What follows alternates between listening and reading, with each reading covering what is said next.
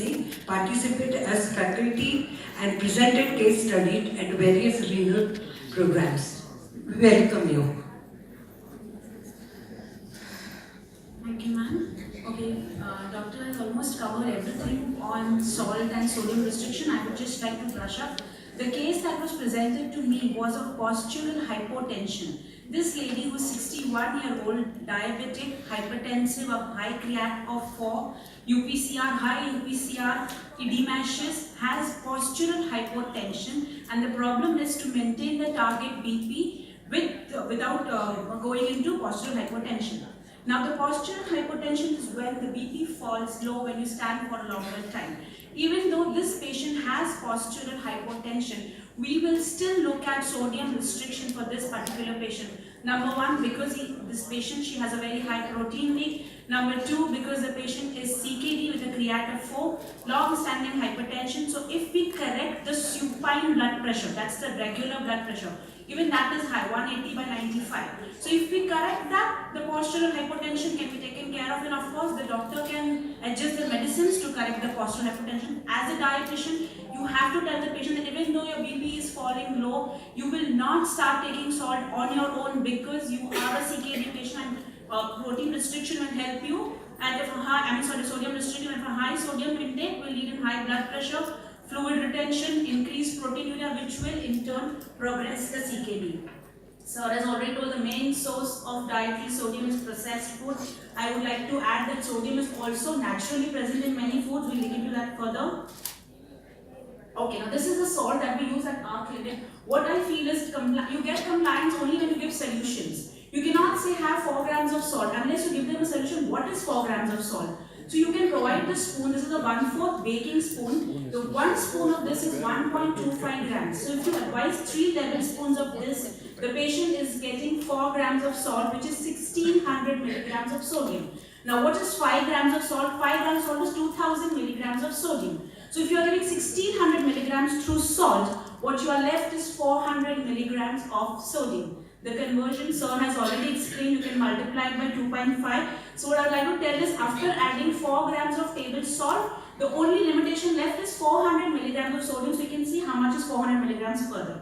Now the biggest problem in an Indian scenario is achar papad, of course. I think the second biggest problem now is the soya khari and nachni khari and soya toast and oats biscuit and nachni biscuit. They are marketing it so well that the patient says, I'm having Patanjali biscuit. Then that is allowed on any diet. So all these biscuits, whether Patanjali or nachni or soya, have sodium that has to be addressed to the patient. We don't have values. Most of them do not write the sodium content, but we can take the approx values and calculate it for them and show it to them that how much sodium is actually going up if they end up having these so-called healthy bakery products. Varieties of salt, sir has already touched on. What happens is you have to make a note in your diet chart. No Lona, no pink, green, blue salts, because what happens is the minute you give them a diet, they go home. Next day they come back, they say, no, I took sendha namak, so I took regular salt. I didn't cut the salt. So make a note in the diet chart that all of these fall under the sodium chloride category, and they can be, of course, the biggest poison for renal patients because they contain trace elements, they contain high mineral content, and they can further damage the kidney. So as a renal dietitian, this should be the first point on your instruction list. Sodium chloride is table salt, sodium bicarbonate, the baking powder or the baking soda used in most of our batters. There is also sodium monosodium glutamate, Ajinomoto. So all these fall under the same category. This is a sample menu just to show the natural sodium present in food. So if your patient were to have 3 cups of tea in the morning, so you can imagine 100 ml of milk is giving 73 milligrams of sodium naturally. So what I said was 400 milligrams was remaining, of which if 73 cups, so 180, 200 is going from natural foods. If he were to have 1 whole egg, 170 milligrams of sodium is already going. These are of course approx values, but salt is present in natural foods, mainly meats, shellfishes and dairy products. And if you were to add processed food to this, you can see these are the basic values. These are of course again the approx values because we don't have them mentioned on the packet. The butter pack is taken from the packet, it's Amul butter, noodles is Ching's noodles. So you can see even if one single portion of noodles will just make your salt control go totally out of control. So, now when you're giving suggestions of low sodium, low salt diet, as a dietitian, you have a major duty to give them options. You can't just preach without giving solutions. You have to tell them about these adjuncts and how they help them mask the low sodium effect. They can use herbs, they can use kasturi methi, they can use spring onion, which can help them mask the low sodium food. Also, if the patient is reluctant of having achar, you can ask him to make chutneys at home with less salt or no salt. Garlic chutneys, guava chutneys, cilantro chutneys can be had as a side dish and can add to the palatability of the platter. At the same time, the salt restriction is maintained. Yes, the batter. All of them are now dependent on the ready idli dosa batter available outside. Please tell them they are very high on sodium. That's how the ready batter idli is very soft and the homemade batter idli is not as soft because they use a lot of baking powder. I have provided the recipes for all of these in the booklet that is given. And we've tried, the patients have tried, and those recipes have actually come to me from the patients. That's soda-free dosa, soda-free idli, soda-free sponge cakes, and they taste really nice. This is DASH diet. Of course, sir has already touched on this. DASH diet is nothing but it is wherein you increase the potassium content of the food and cut the salt, introduce physical activity and make sure that you attain target BP. DASH diet has shown to be very effective. Many research backup there is, but we will not use DASH diet for a patient with renal impairment because we cannot, the electrolytes need to be checked. If the patient is high on potassium, even if he is not having a high potassium level, borderline potassium, we cannot use this DASH diet because it will ultimately raise the potassium levels of the patient.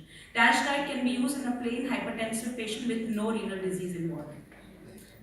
Sir has already touched on all these myths. I will not go in detail. It is basically just trying to say that your taste buds of course get adjusted, and believe me, if as a dietitian try doing it for 2 weeks and it works. We have tried it all at our clinic and your taste buds do get adjusted to no salt or less salt. Albumin is what I am looking at is this particular case because this case was leaking a lot of proteins. This case had grade 4 edema, a very high UPCR. So in this case, you will have to first look at the salt. Second, you have to correct the albumin. Only if you correct the albumin, the pedal edema will be corrected, and in turn you can correct the hypotension. That's the major problem that this patient has come with. So for correcting albumin, you can give 0.6 or 0.8 grams of protein depending upon the GFR. Make sure 50% of it comes from high biological value proteins. You can also use keto acids if you think that's manageable for this case. Fluid. This patient has grade 4 edema. So of course the doctor is going to put the patient on diuretics. On diuretics, maximum fluid restriction is of 1200 ml. This is in case you don't know the urine output. Even if you don't know, you can give 1 liter to 1200 ml and just address it to the patient that everything that looks liquid at room temperature is fluid. So that's the best I have to say about sodium and so if you think eating expensive is and eating healthy is expensive, then please let us know how cheap those doctor bills are when you're diagnosed with diabetes or hypertension. Thank you. Thank you very much for your presentation. Now we are open to questions if anyone would like to. Sometimes patients say that we are using senda namak. So what do you? Yeah, like I said, senda namak would have been okay if the patient is only hypertensive. The researches show that senda namak is very high on minerals and it also contains trace minerals. And as a matter of fact, you get these minerals from the regular diet also, even if you take regular salt. So the worst thing you can do is because you're getting minerals from the diet and plus the senda namak adds to the minerals. So it is not advisable for a renal patient. No. Because it is a very common belief in our country Yes. that salt is safe. Safe. Yeah, that's what I said. That should be a note. The first note that senda namak is also sodium chloride and it's equally harmful. Himalayan and all different kinds of, do you have any particular, all different kinds of patients is using instead of the regular salt? Regular patient is using senda namak is one, Himalaya pink salt. Sorry?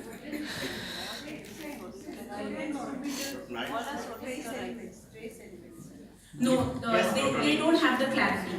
I have in fact approached Puro and Himalaya to they don't have clarity. But what I've done is I've checked on the net and there are trace elements present. They themselves don't have and the researches that they come is only Himalaya has done research and it's only on their website. PubMed or any other official website has not published the research. So it's only they who's doing the research, and they are not very clear about how much mineral, what's the mineral content, and they are not very clear. When they are advertising pure salt on Yes, TV. I have already approached Bureau to understand how much mineral. So I've approached them multiple times and they say they'll come up, but they themselves are not very clear about the mineral content. Dr. Neeta Sisala, please. Well, I'd like to mention that we did get the Sahigara namak and the normal salt tested in our laboratories, and we found that there was no difference in the composition. And so, because we used to think that Sahigara namak is low on potassium, and that was the reason we got it checked, but we actually did not get any difference between the two. And in fact, about the minerals also. No, ma'am, but what she is saying that the trace elements definitely will be Yeah. more in Senda It- namak. The only difference that patients have But come which up trace with- element are you talking about? Because in the dialysis patients, we do have to, they are deficient on zinc and selenium. So which trace elements are you focusing on? They don't mention, the exact composition is not mentioned anyways what we look at. We've only seen that there's presence of trace elements. Only if we get the exact composition, we can relate how healthy or not so healthy they are. But our experience is that our patients who are maintaining that kind of blood pressure, because I've been following them for the last 10 or 12 years, there's absolutely no difference if the patient is taking Sahigara namak or he's taking common salt. We don't allow them to take low now, which they say is low in sodium but high in potassium, because that we can't take risk with. So I think my experience is clearly And the showing. myth with patients is if they take Senda, they don't need to follow the restriction. Yeah. Because Yes, Senda is yes. safe salt. So that's my only idea, is to tell the patient that Senda is also sodium chloride. Yeah, Regardless very of this. easy. So Yes. the patient, the minute they go on Senda, they take regular salt because they think they don't need to salt restriction because it is Senda now. So that is what I have observed. Last comment by Dr. Naik. Yeah, I mean, I didn't get it clear. Sahigara namak doesn't have potassium. Is that right? It has same, the composition is almost same to sodium table salt, same Hanama. It only is high on certain minerals of which there is no clarity. Okay, that's something. But I think now presently, the last probably 10 years, the commonest cause in our clinical practice for hyperkalemia is not AC inhibitors or anything. It's just the low sodium salt. Yeah. So actually my dietitian now looks like she's selling salt, because I made her the commonest salt, that low sodium salts are from Annapurna and from Tata. And so the pink and the green color is kept there, and big charts That's are what I put in. said as a dietitian, that should be the first instruction. Correct. That no low sodium. No low sodium. And businesses including Tata, I'm sorry to say, are very unscrupulous. Right from the last 3 years, we've been sending them innumerable emails, not a single response. And we have threatened them with legal action because it is potentially life-threatening. Yes. I'm really amazed at the thick skin of even a company of such good reputation as Tata not even responding to our emails. Yes. So what we have decided is, even in my consult room I have kept packets, but inside I don't look like a salesman, but the guy's duty is to show both, and pink and green. I think green is the safe one, right? Yeah, green is the safe one, and tell them, and you'll be surprised about those who have not been that counsel, about probably a ballpark figure of around 60 to 70% are taking the low sodium. Low sodium. That's why we changed our diet charts 3 months back, and the first notice now is no Lona, no Senda, and we've also explained that all of this fall under the sodium chloride category. Thank you, Dr. Sana. So I